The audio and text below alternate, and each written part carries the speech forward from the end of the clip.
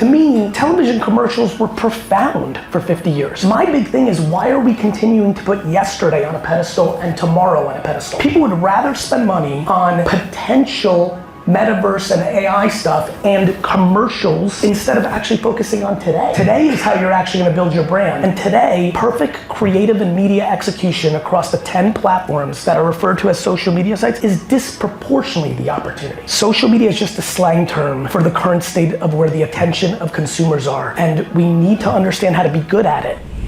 Today's title, so we are going to get straight into the question. So today's title that we set was Building Businesses Through Social. And we know you're a massive advocate for social channels. And so I think the one to start us off, because we've got so many marketeers in the room, is when they are approaching marketing, or your observations, what are the most common mistakes or learnings, you think, with that approach to marketing and social? So we're just gonna go there right from the top, I guess. We are straight in. Look, I think everybody in this room, whether you work at an agency, whether you're on the brand side, I would argue, and this is, a tough way to start the conversation, but I would argue that we are in a very nascent state on marketing and social. I believe that most large organizations, call it the Fortune 50,000, big companies, that less than 1% of them actually take social marketing serious. I think they're checking the box. I think the entire industry of advertising has it upside down. Everybody's creating brand positioning, then a TVC, and then pushing down into digital and social, predominantly with matching luggage to match what they came up with in a boardroom without any understanding of the platform nuances, the opportunities to be using the creative tools that the platforms like yourselves and your competitors have created to make content. They are completely missing the understanding of what social can do when it comes to winning on relevance. They're obsessed with the notion of scale and awareness, when most brands of that size have plenty of awareness. They're not losing on awareness, they're losing on relevance and consideration. What does that all mean? It means what everyone's missing is actually respecting the platforms. You have CMOs and CEOs around the world talking about how social media needs to be regulated by governments because it's so powerful. And then when it comes to them using it to market, it's like the fourth thing on their list, and they post shit like Happy Tuesday.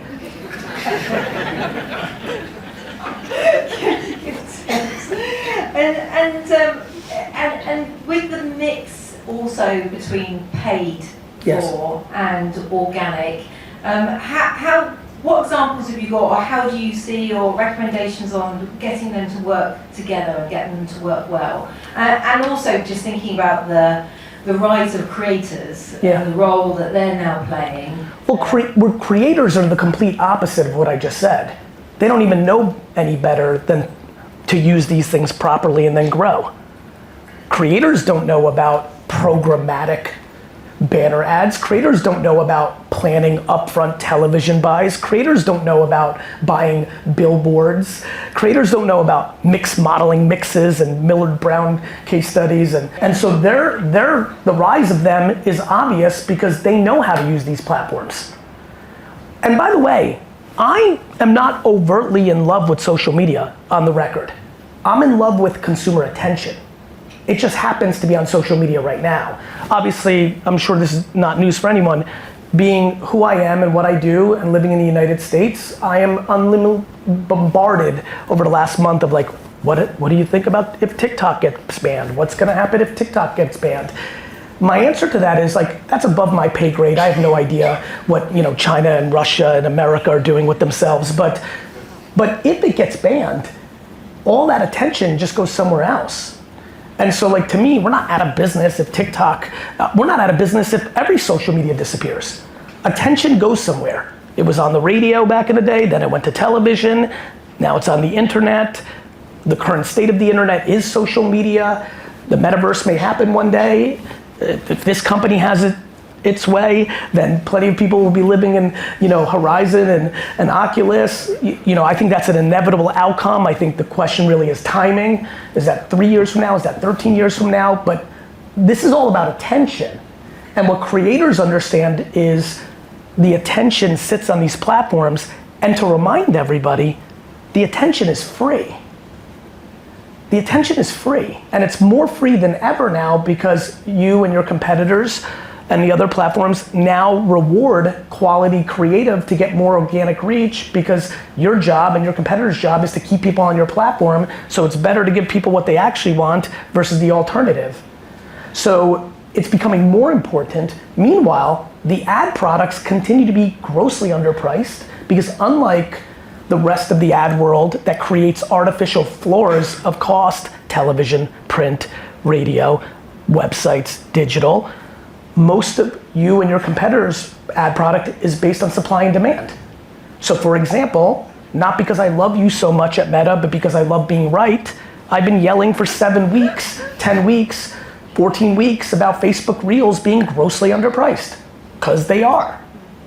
Because they're incredibly underpriced, because there's a stunning amount of attention on Facebook Reels, but a misunderstanding of it from the creator and the brand ecosystem of how much attention's there. Thus, there's not enough content being put on it against the demand. Thus, everyone who's doing it gets more awareness. Over time, that will be figured out. It will neutralize, and then you see what always happens in every platform. The organic reach is only a function of supply and demand. Now it's a bigger function of the quality of the content, which is a huge opportunity for all of us. And then the ad products on top of it are incredibly underpriced. And in the post-iOS 14.5 world, with tagging and cookieing, now the creative becomes even a bigger variable, because the best practice now is win on creative, see that there's an indicator that there's interest, and then post-produce that asset into a performance ad and run media against it. So the playbooks will continue to change and ebb and flow, but creators understand it. What do I think about the organic and media on you and the competitive landscape? I think the far majority of it is underpriced. The problem is the creative industry that we live in doesn't know how to make creative at an appropriate price. The ad world is broken. Creative's too expensive. And so brands that are Fortune 500 brands can't take advantage of the social platforms because of creative AOR doesn't know how to make volume creative at a cost that's efficient against the distribution that's in front of us. And that's the elephant in the room. And how do you think the agencies should be thinking about that? And by not ripping off their clients anymore. And we need to put our price up, is that correct? You don't have a price. You don't have a price. That's the best thing about you. You don't have a price. You're not television, you're not print, you're more like Google. You don't have a price. You have a tiny entry, 10 cents, 5 cents, whatever the impression is, but you don't have a price. Unfortunately, the holding company creative agencies have a price. It's called a ton of money for people to sit in a room and bounce ideas off each other.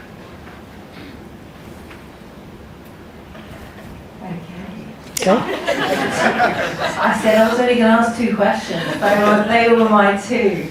And but the energy of this talk is not pointing fingers or anxiety. It's opportunity. The reason the world sits in this bizarro landscape where big brands would rather M&A small brands into their organizations than do the work that the small brands are doing is completely predicated on the disconnect between the agency and brand ecosystem, and it doesn't have to be that way. It just doesn't have to be that way. And I think the industry needs to step up. The ad industry needs to step up. We need to provide more value to our clients. I'm aware that there's only 5 or 6 holding companies and it's in essence a monopoly within each other. I get that, but it's not sustainable, or it's going to be a problem in a 10, 15, 20 year window. And I understand that the executives that run those companies don't care. They're gonna be retired by then. So that's fine, but there's a reason companies go out of business. And this is what it looks like. You can't spend $7 million a year in creative fees to get one video a year for television and they get matching luggage for social in 2023. Makes no fucking sense. This is very important. I don't think people are bad. I don't even think people are ill-intended. I just think I think the advertising industry has to look itself in the face and say, do we have our clients' best interest in mind, or do we have our best interest in mind? Programmatic black boxes that are just sitting with tons of margin for our media agency is not in the best interest of our clients. Buying bad inventory on .coms, running media that doesn't understand the creative that's being run on it, and having those two separated, these are not real smart things to do in 2023. And honestly, I've talked a lot about the platforms and I've talked a lot about the agency, but at the end of the day, the person's fault in this entire ecosystem is the brands. They're the ones that write the check. And so that to me is the most fascinating part. Like, you know, you get what you pay for. And you know, to me, I think the things that bring me passion and interest and drive me and make me want to do this morning is to create a dialogue that's missing. I did this in the wine business. Wine was overpriced when I got into it. Premium wine in America was overpriced. And it didn't need to be that way, and people didn't like the conversation, but it ended up being true. And it helped the consumer. I really struggle with the advertising industry. I don't think the brands are in a good spot. I think they're losing market share, and I think they're gonna continue to lose market share unless they adjust to the title of this, which is social media is just a slang term for the current state of where the attention of consumers are. And we need to understand how to be good at it. And I think everyone in this room knows the far majority of big businesses are not good at it. They're just not. I think it's great that you're so honest in the approach, and even though I'm sure some of us are sat here feeling slightly thinking, wow, what have I done with my career and where am I going? No, because I think, because to that point, I just really want to make clarity in this, because what you did in, you know, back to 20 years, like 15 years ago, it was different. 5 years ago, like, it's different. To me, it's not about like, oh, we wasted our time. I mean, television commercials were profound for 50 years, very ROI positive. My big thing is, why are we continuing to put yesterday on a pedestal and tomorrow on a pedestal? People would rather spend money on potential metaverse and AI stuff and commercials instead of actually focusing on today. Today is what's interesting. Today is how you're actually gonna build your brand. And today, perfect creative and media execution across the 10 platforms that are referred to as social media sites is disproportionately the opportunity. Disproportionately.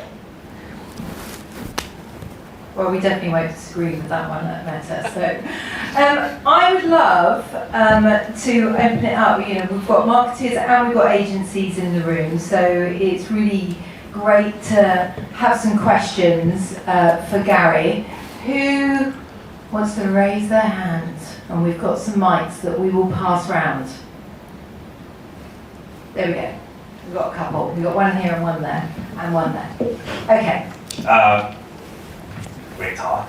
Thank you. Nice to meet you. Being a big fan. Thank you. What's your name? Alex. Alex, nice to meet you. Yep, likewise. Well, I think what you're saying about the traditional ad agency model, I completely feel that, right? I come from the agency, now I'm on the brand side. Now, with new technology like, you know, generative AI and stuff, Yes. do you see like brands be able to take that into their own hands?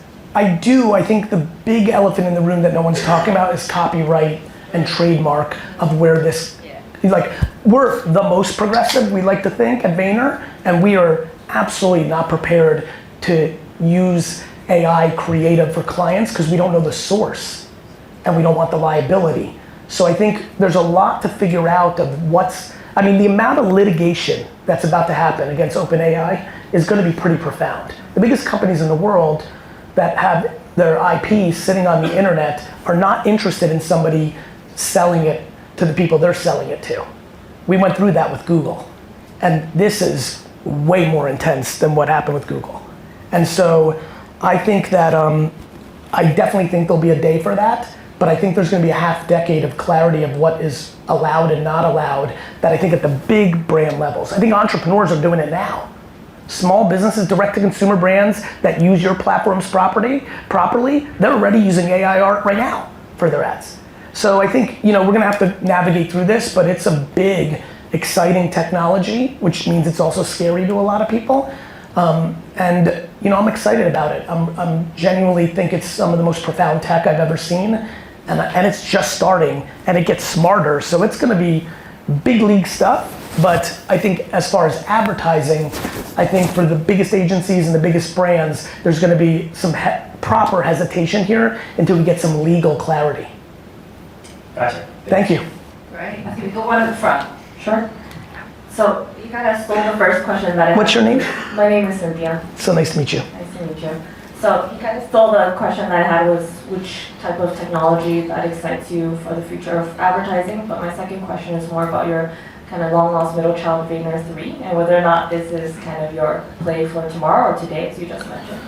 Vayner3 is our play for today. Vayner3 is one of the VaynerX holding companies. It's a Bain and McKinsey consulting type of company for, really at first it started for NFTs because I'm extremely enthusiastic about Web3, but it's really now morphed given the market conditions and it's anytime, it reminded me so much of Internet 96. The hyperbole outpaces the reality, and then this one had greed in it, people selling, and so right now Vayner3 spends a lot of time on AI, spends a lot of time on even things that are a little bit more mundane. QR codes I think are still continuously underutilized and misunderstood, AR, VR, and what we're really doing there is actually what we just talked about. It's not our bet on tomorrow, it's our service to our biggest clients to not waste money on tomorrow. So our positioning for Vayner3 is we are really about this life. Let us come in and educate your decision makers that write checks so that they don't waste money. Like listen, I'm pretty darn bullish on the long-term metaverse, but if a brand spends $2 million to do a metaverse execution right now and expects consumers there, they're in big trouble. And so we're doing a ton of education and consulting, occasional execution, specifically in AR and QR code. But for example, we have a lot of clients who are paying us who we were the people that told them the legal issues with AI, and they stopped doing something that could have, and I always get proud of that. Like one of the things you felt from me in the first 20 minutes of this talk is I think it is a requirement of a human being to be passionate and proud of what they sell. And that's my biggest issue with the ad world. That when Alex is on the brand side, he can speak that way, but when he was on the agency side, it was harder and he had to figure out how to balance that because that's not judgment, that's empathy. When you're selling something that you're not completely convinced is right, but your family lifestyle is built on it, you're paying off your debt because of it. Like I don't cast judgment, I deploy compassion to that. But I do have deep passion and conviction that you need to believe in what you sell. So you can imagine for me, when we're selling a $300,000 4-month retaining consulting product to teach a big brand about AI, and we start with legal realities, and they stop a campaign that's about to be done by a creative agency that just for the Ad Age headline, I'm very proud that they just saved themselves the potential of a $7 million lawsuit by our $300 cockamanian dollars. I believe in that. And so I'm really excited about Vayner3, and a lot of it is based on, hey, have you fully thought this through? Are you actually thoughtful? Back to Happy Tuesday, as a post that a lot of you laughed to. The reason I use that as a reference is, the reason Vayner's winning the way we're winning is we do creative on social with substantial strategy. I laugh watching brands take social media in-house and not creative in-house. Creative AOR, you just have to hire one creative director and one strategist, and you now have replicated creative AOR. Social's hard.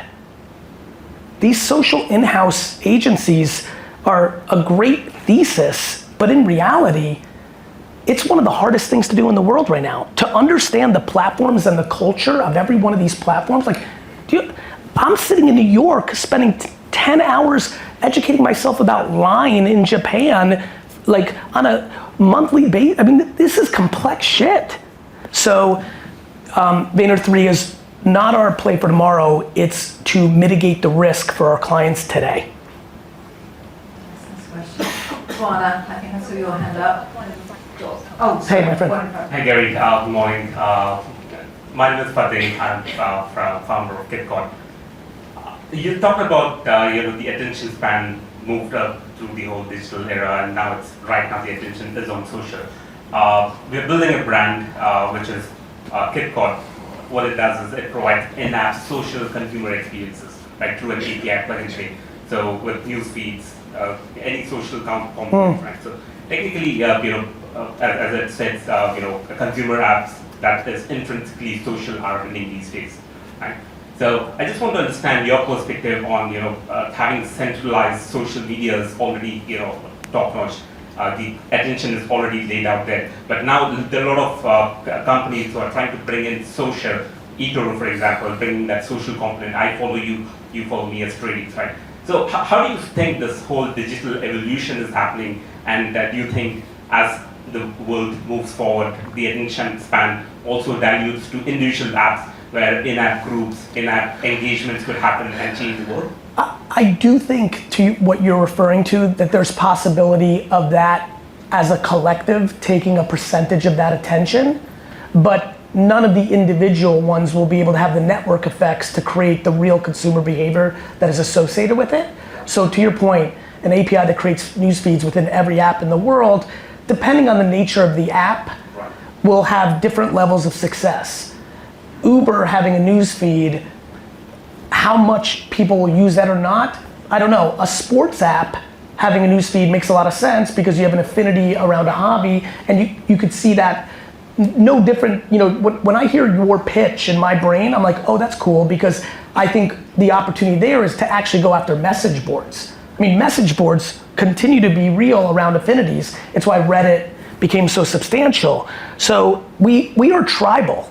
That's what everything that's going on in the world is about. And so micro tribes within apps that have the functions of news feeds is a really clever thesis. My belief system is the biggest elephant in the newsfeed game is a decentralized social network is definitely a fascinating thing to think about, right? The complaints that people have of your company, TikTok, and others, you could see a hypothesis of the consumer being fascinated by the concept of a social network that's decentralized, and they're naive. It's scary to me how many people think Mark sits behind some sort of like Wizard of Oz thing and pulls the algorithm. The naivete of the consumer is fascinating, but I do believe in that naivete there is some ideological intrigue by the concept of that. But yeah, I think there will always be fragmentations. There's people who still watch commercials. There's people that still see print ads. There's people that still listen to radios. My point isn't that nobody's watching them. My point is that they're expensive. My point is that nobody's not watching them. My point is like, is it the best use of your $8 million to buy $6 million of media of a television commercial and then spend $2 million to produce a 30-second spot? That's my argument. What will that $8 million look like if you did it more contemporary? So I think to that same point, I'm sure there's tons of opportunity for micro communities at scale and attention being fragmented to those places. I'll take that. Micro communities at scale. We'll do that. Thank you. You got it. Nice. Hey, Gary. Hi, good to see you. Good to have you back. Thank you. I'm Tawana at Meta. So we loved having you here. I think that was in 2020. We did an interview with you and Dan, and one of the real top gems that you dropped on us was this idea of being practitioners. Yes. Right, and so you just kind of spoke about it in a comment before. Yes. My question to you is, as we have seen more brands, more companies, I'm sitting next to my friend here from SK2 and P&G, go in-housing, right? Yes. To kind of take some of that on. Do you think that's helped in terms of where either producing better work or better understanding of either the platforms and the respect that it deserves? Wondering where the progression It hasn't materialized to my hope. You know, what has happened is it's saved some dollars. This was the great miss of the creative agency AOR. They so underperformed in doing social creative, and it was so overpriced, often hidden in the creative AOR fee, that it led to your friend and others to decide to take it in-house. The problem is your friend and others continue to not take the platform as serious as brand positioning and television and push down. And what's even scarier is the strength of agencies is the fact that they see a lot of things. Now in-house is only focused on their brand. The truth of the matter, and I say this with all respect, the level of strategic thinking about the creative and the platform nuances is absolutely not there on the in-housing. I watch all of it. Because you can see the output. You know, when you really are a practitioner, it takes you 30 seconds to audit people's social, and you can absolutely have a quick sense of what they're up to, and there are brands in this room that don't have a URL linked to their Instagram account. Do you know how insane that is? So I think it's helped in saving them money where they were getting ripped off. So I love in-house for that, but I think they're doing it just as badly as their creative AOR was. I genuinely do. And it's mainly because they don't have enough resources. They hire 1 or 2 good people, and like, I have 33 full-time employees on my brand. There are 33 full-time employees that work on GaryVee's content. What else do you want me to say? There's not a brand in here that has that many people on their in-house team. And when they do, like, it gets real inefficient real fast. I looked at one, so we created a consulting product to consult in-house teams. Because back to like being proud of like, I don't want to shit on in-house teams. By the way, I think every brand in the world should do everything in-house. But you have to be able to do it, right? So we started seeing the trend, and we said, you know what, let's start a consulting product, because we really do know this. This is the one thing we will stand on. This is what we know. Let's create a consulting product. And we're not trying to convince people to unwind their in-house and work with us. We'll try to make you better. And so we've really taken those meetings over the last 2 years. Even when we're fortunate enough to find people that know what to do, they don't have the resources.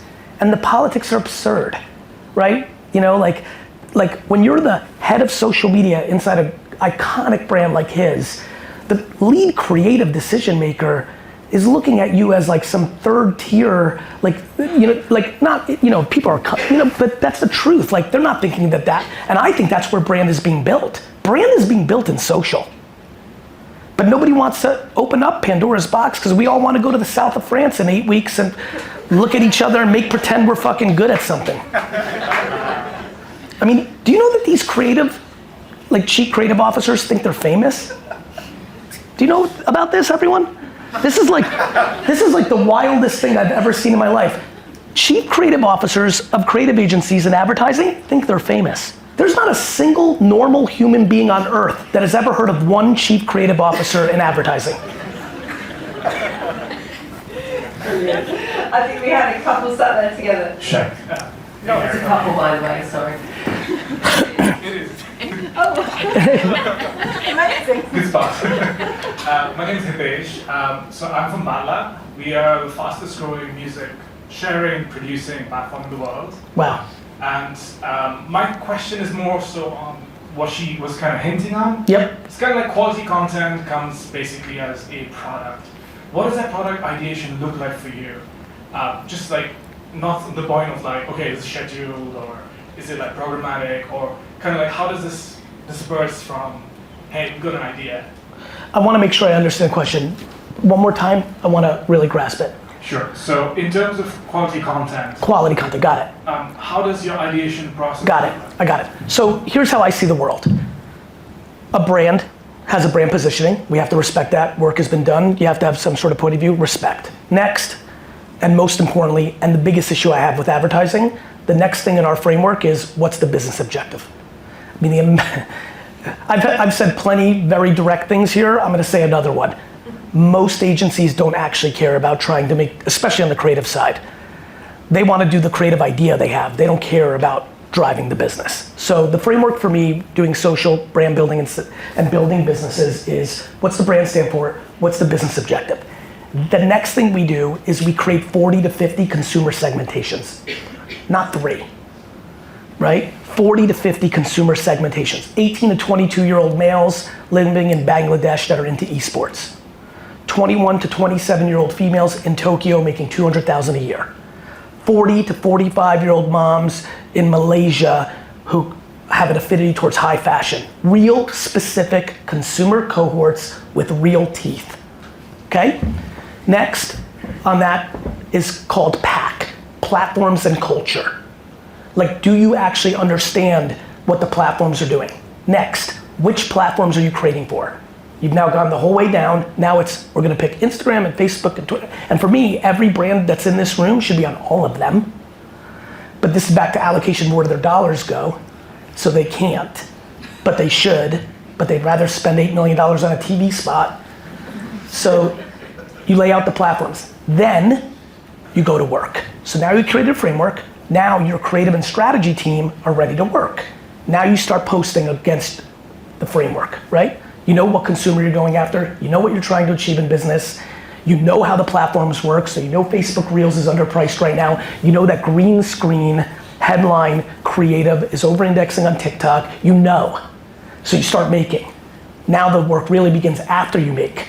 You have a person in your strategy team called a PCS, a post-creative strategist. Her and his job is to look at all the qualitative feedback.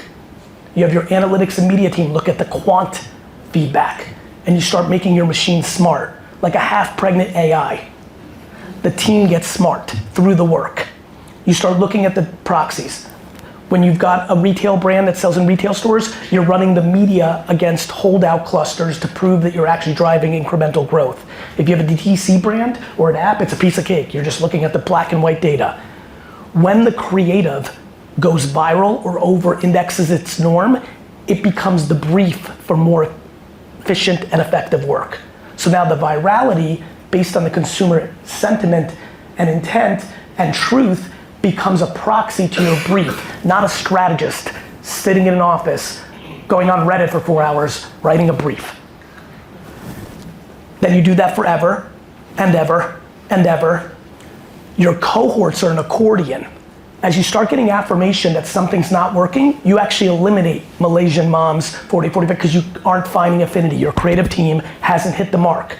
On the flip side, while marketing to Indonesia gamers 13 to 15, you realize it's actually the female gamers 13 to 15 that are even more interested in the intent, and you create a new cohort to go there to double down on the truth of the consumer, not the audacity of the boardroom. That's how I do it. Was there a second question? Or did you both just have your hands? Oh, I knew that was in the same space. Go for it. Oh.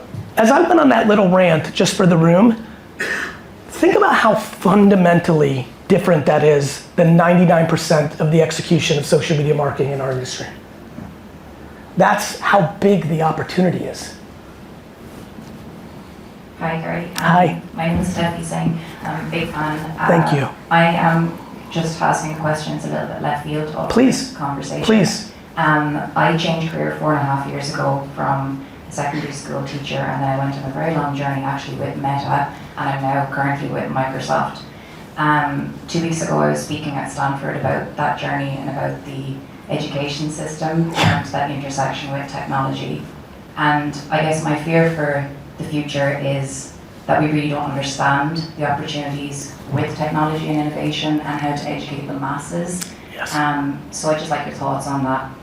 I'm actually the reverse of that. I've never been more optimistic.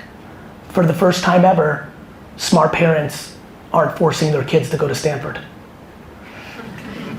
So I understand what you're saying. I actually think we're in an inflection point. We are truly, truly in the pre-dawn of parents around the world finally not putting university on a mandatory pedestal, which is creating a level of curiosity and a level of thoughtfulness and a level of self-awareness and a level of actually auditing children that is going to lead to incredible happiness for children and much better education, not how education is sold.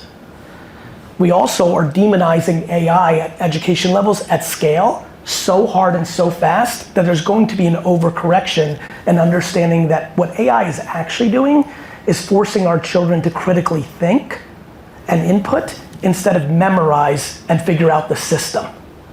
I think that higher education is a new phenomenon as a business. I think education is the most important thing in the world.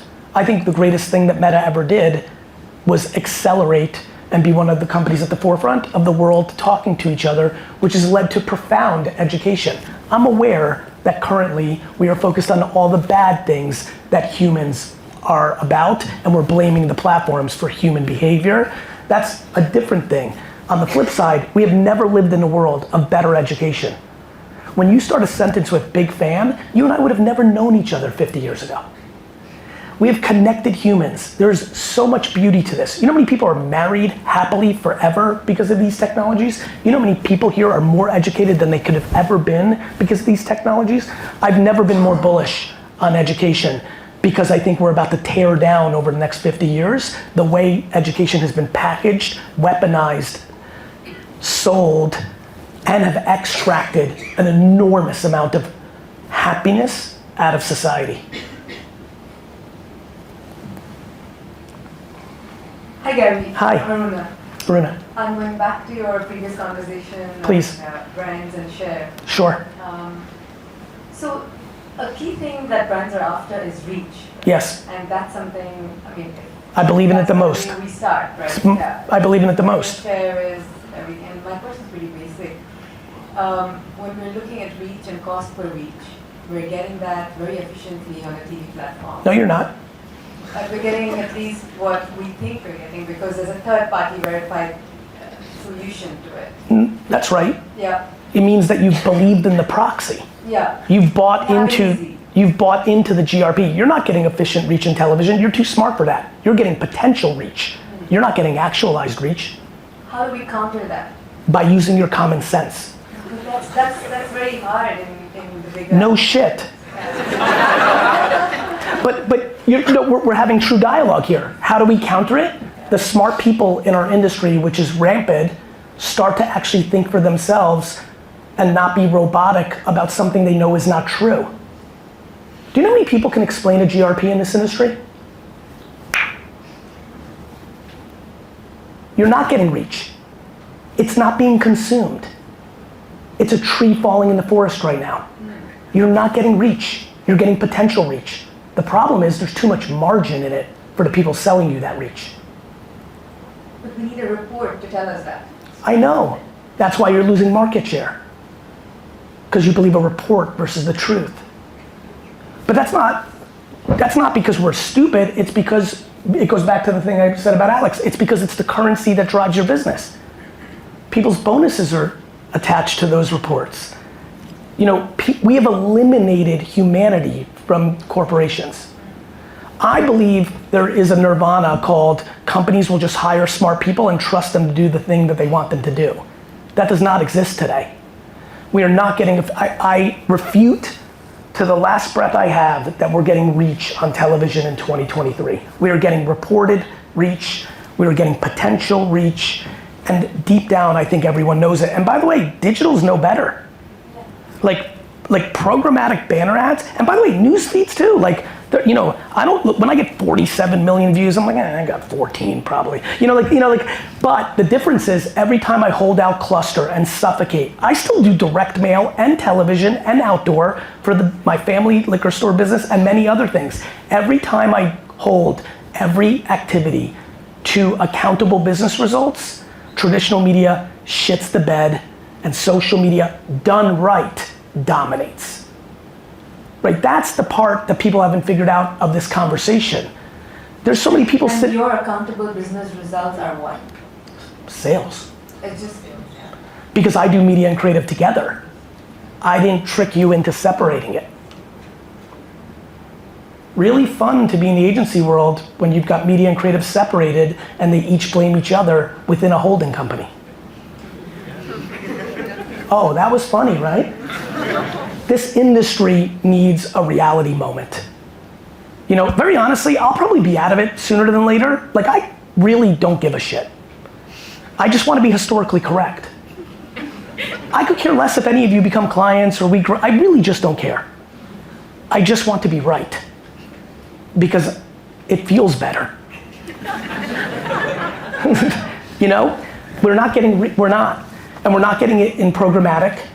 And if we started to actually want accountability, we have to bring media and creative back under one house and hold people accountable to our business results at the end of the year.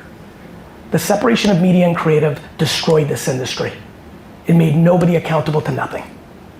And what this industry is built on is headlines and magazines and reports that are completely full of shit. This company was built on Datalogic's report that was the biggest bunch of bullshit of all time.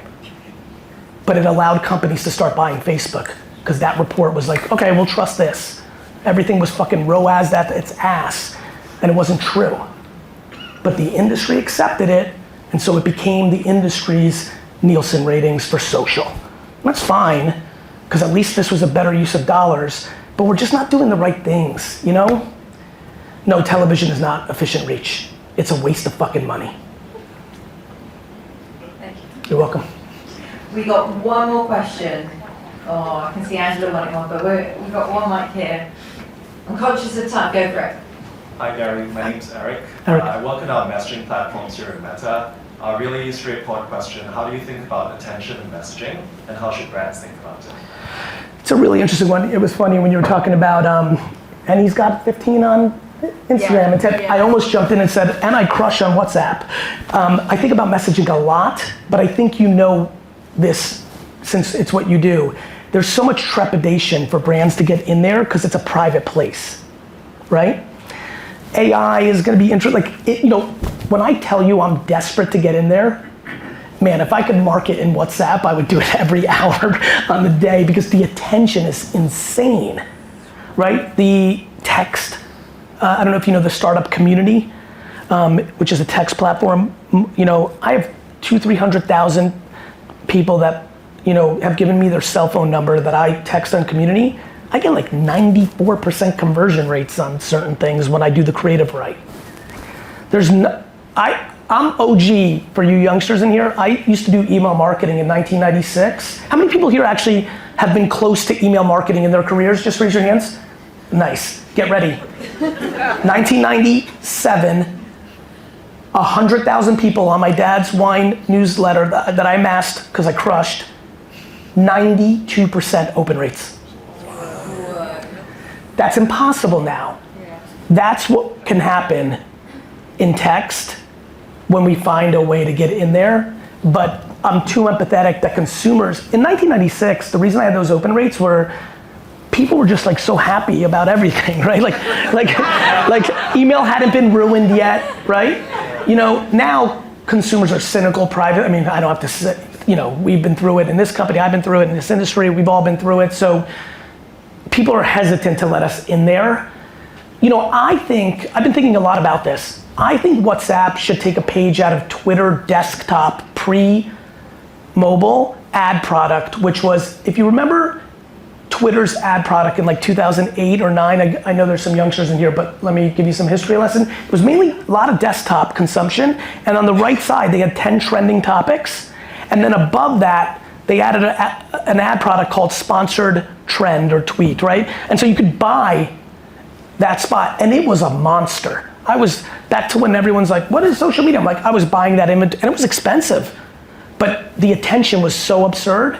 I think a very simplistic, very lightweight WhatsApp product that had a little tiny banner at the top with one, you know, where the copy from the advertiser was all linkable, and you'd have to just buy the whole network. Later, you'll figure out how to make it all contextual.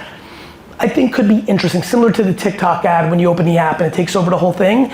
The world is struggling back to actual reach, which is why Super Bowl is, you know, it's funny.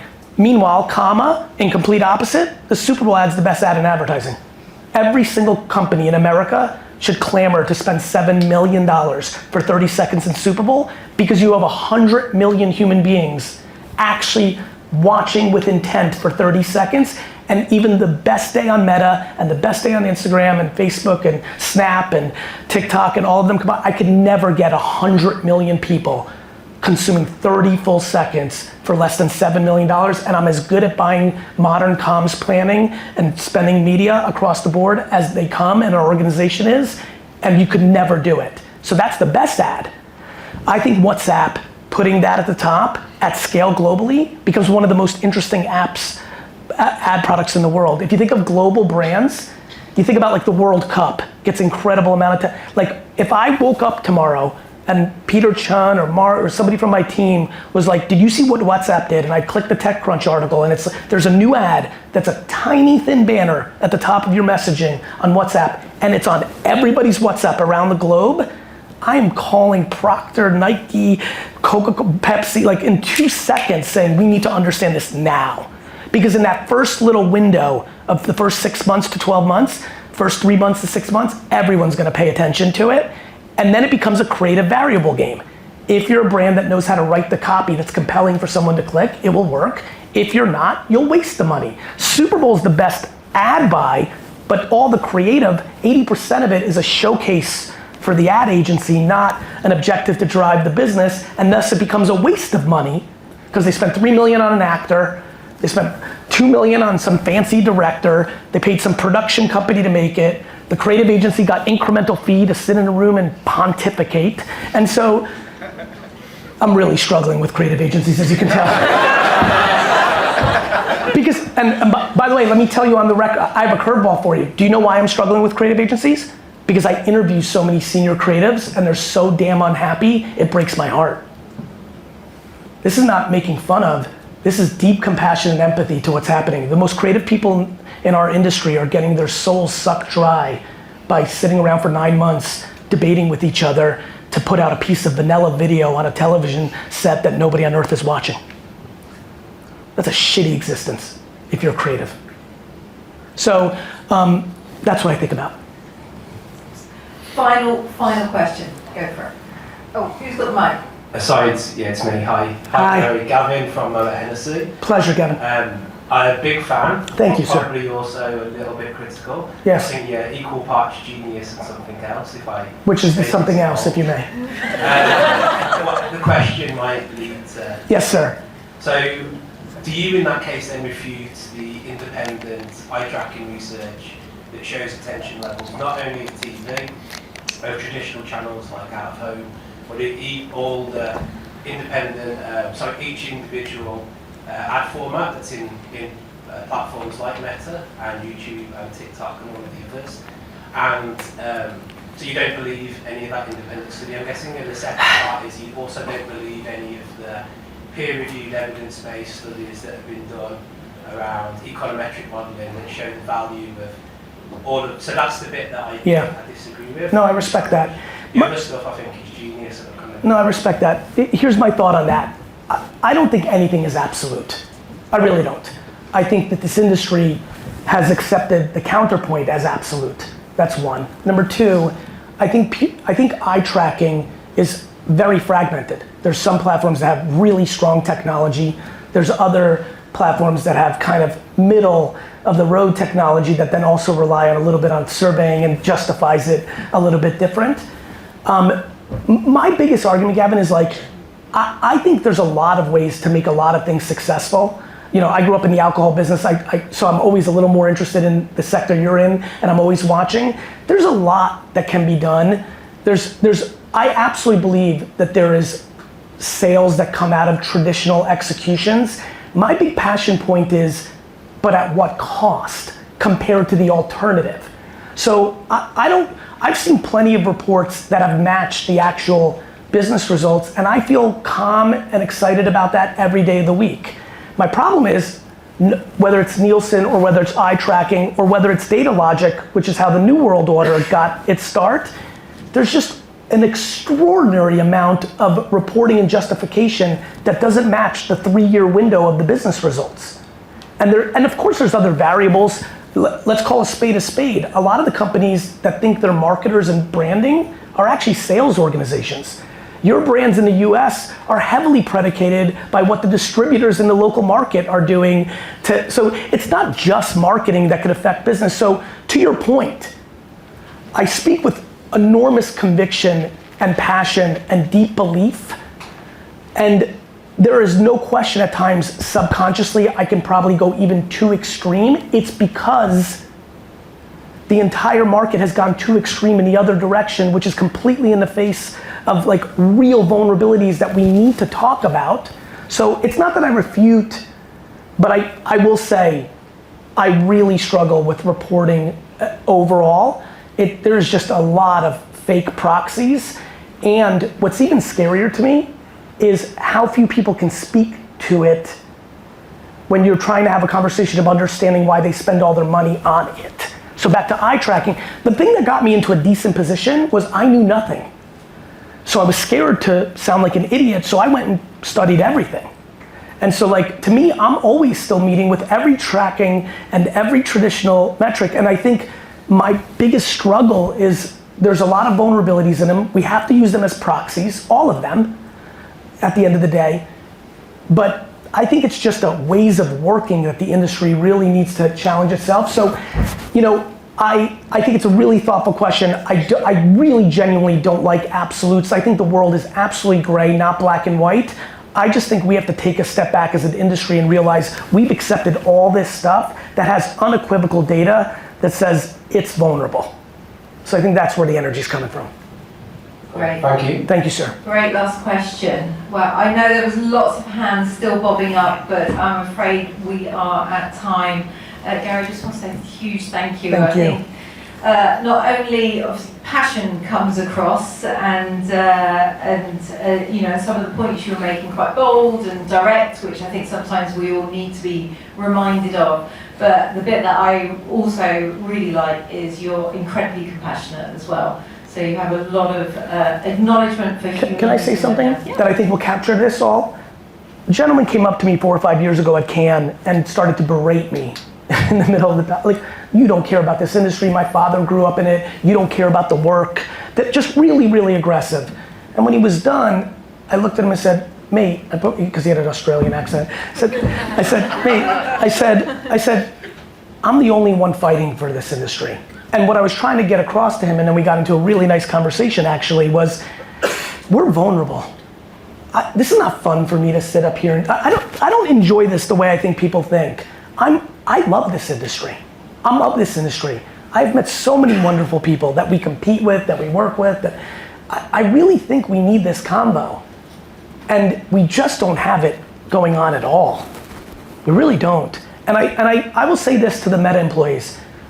It is your responsibility to be more forthright with the agency and the brands. I mean that. I've been very genuinely perturbed by the concessions that this platform has been willing to do for the industry and undermine their own product for revenue. We can do better. I understand that you don't think they may understand, and I'm very empathetic to you thinking they don't care. It's not gonna matter anyway because it's not in their best interest financially. I respect that, but I beg all of you to take the higher moral ground and speak your actual truth versus compromising what's gonna get the sale done. Brilliant. Thank you very much. I love that you say you like to be right. My husband also says that about me. So, thank you. Cheers, everyone. Have a wonderful weekend. Thank you. Thank you so much. Thank you. That was awesome. Really awesome. Thank you very much. It's a pleasure. Yeah.